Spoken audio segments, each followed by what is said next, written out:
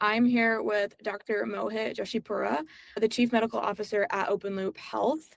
Mohit is a dual certified physician in internal medicine and obesity medicine, and he spent a lot of his career building and scaling virtual care protocols across dozens of conditions.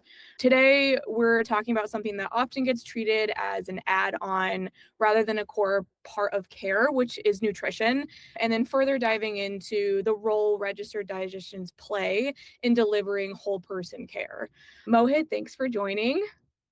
Yeah, it's a pleasure, Caitlin. Thanks for having me on. And quite honestly, this is a topic it's very close to my heart, and it's also a topic that I think is not talked about enough. So let's start big picture with this. When you talk about whole person care, where does nutrition sit clinically within that? Yeah, I'm quite clear on this. I don't see nutrition as an adjunct. I see it as part of the core mechanism. When we think about the conditions that drive most of our health problems and also most of our virtual care volumes, obesity, metabolic dysfunction, polycystic ovarian disease, hormone imbalance, the dietary pattern operates on some of the same pathophysiologic levers as the medications we're using to treat those problems.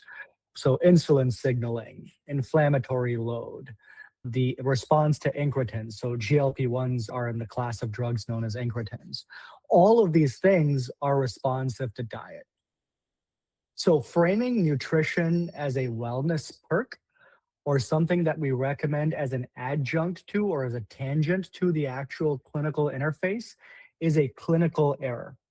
Can you get a little bit more specific for us in that? So, across the conditions you see most, things like weight management, PCOS, I believe you mentioned, how does nutrition actually change the clinical picture? Yeah, let's take separate examples. So, I think you started out by asking about obesity and weight management. In that sphere, particularly in the era of GLP-1s, what we've learned is that the medication is excellent at suppressing appetite, at driving weight loss. But what it doesn't necessarily do is long term recompose your relationship with food. And the reason we know that is through large scale data that shows that when patients stop GLP therapy, the weight regain rates are significant.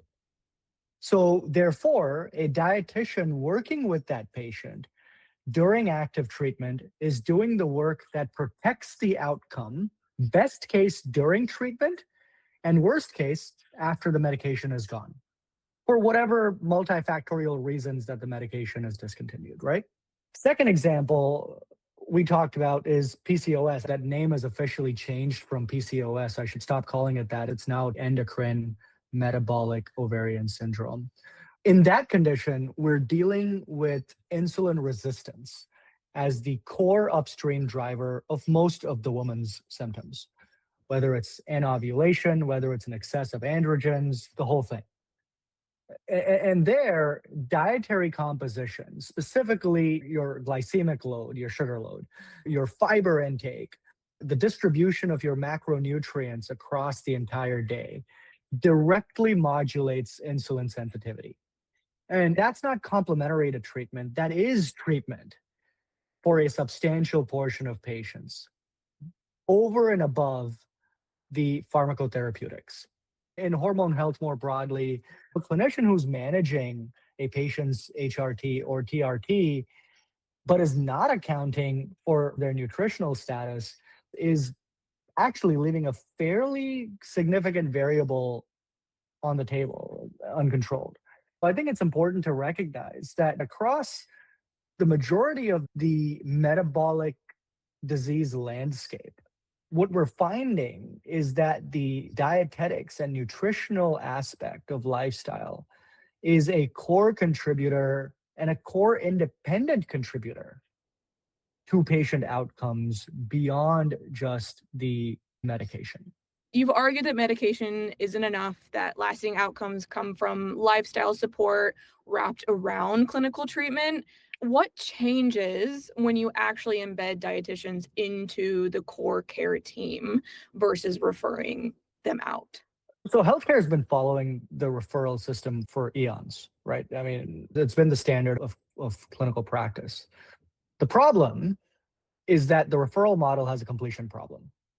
You refer a patient out, they may or may not schedule, they may or may not be able to get in touch with the entity that you've referred to.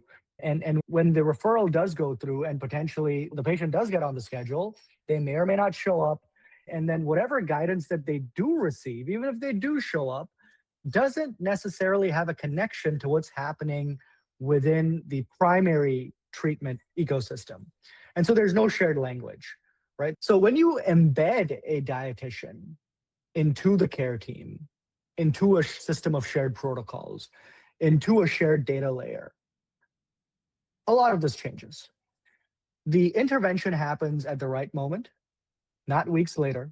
The dietary guidance is attuned to what is clinically relevant to that patient's treatment plan, whether it's a GLP or whatever. And then finally, and I think this is the one that matters to big health systems and big employer clients, from a business strategy standpoint and an outcome standpoint, embedding a dietitian into the treatment layer, into the treatment team layer, changes the retention curve and changes the adherence curve.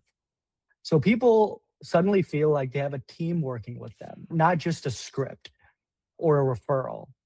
And I think they naturally and organically stay engaged longer as a result of that.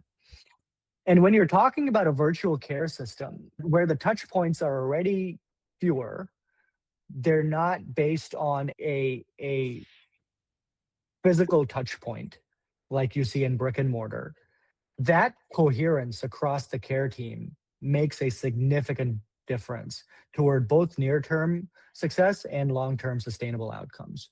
And finally, from a cost standpoint, even if through the embedding of the dietary layer into the core care team, if you can prevent one hospitalization or impact even one patient to adhere to their GLP-1, because adherence is a big problem, as we know, at some level of scale, that more than offsets the cost of embedding the dietitian into the team layer. OpenLoop just put real weight behind all of this with our own RD offering. Would love for you to walk us through that decision. How does the dedicated dietitian program fit into OpenLoop's protocols and care programs? And then what does it let our clients deliver that they couldn't before? Yeah. So the decision was, from my perspective at least, quite straightforward once you look into where patients were hitting a ceiling. We have a strong infrastructure here at OpenLoop for prescribing and clinical management, whether it's GLPs or hormone therapy, metabolic programs. And the clinical outcomes data tells us, as I've said earlier on in this conversation as well, that medication adherence and long-term results depend heavily on behavioral support, on nutritional support, that most of our clients and we previously were not able to provide at scale, as to our previous point, as an embedded component of the rest of our treatment modalities. So we did not have registered dietitians or had a fragmented referral relationship. So that's why we addressed it directly through our partnership with Season Health. That partnership brought dedicated registered dietitian capabilities into the OpenLoop infrastructure and allowed us to do what we just talked about, which is embed. And the practical effect of that, to your point, is that a client who's running a GLP-1 program, who's running a metabolic health program through us, can now offer credentialed, protocol-driven, protocol-aligned nutrition support, dietetic support as a part of the same care experience. It's not a separate referral. It's not a handoff. It's not a different app or any of those things. And so what that unlocks for us and our clients is the ability to develop and offer a more complete program and own more of the outcome. That's equally important. And for patients, it means that the dietary guidance that they receive is connected and relevant to the treatment care plan, which is where engagement, where adherence, where outcomes all again take shape. Mohit, I just wanted to give you a big thank you for your time and your perspective today. You had a lot of really great things to say that I think the audience will take a lot from. For those watching, if you're already thinking about how dietitians can fit into your own care model, you can reach out to our team at any time by visiting our website, openloophealth.com, or there will also be a link in the description. Thank you again, Dr. Mohit Joshipura. Appreciate you coming on. Yeah, Caitlin, it's my pleasure. Always something I'm happy to talk about, and always great seeing you.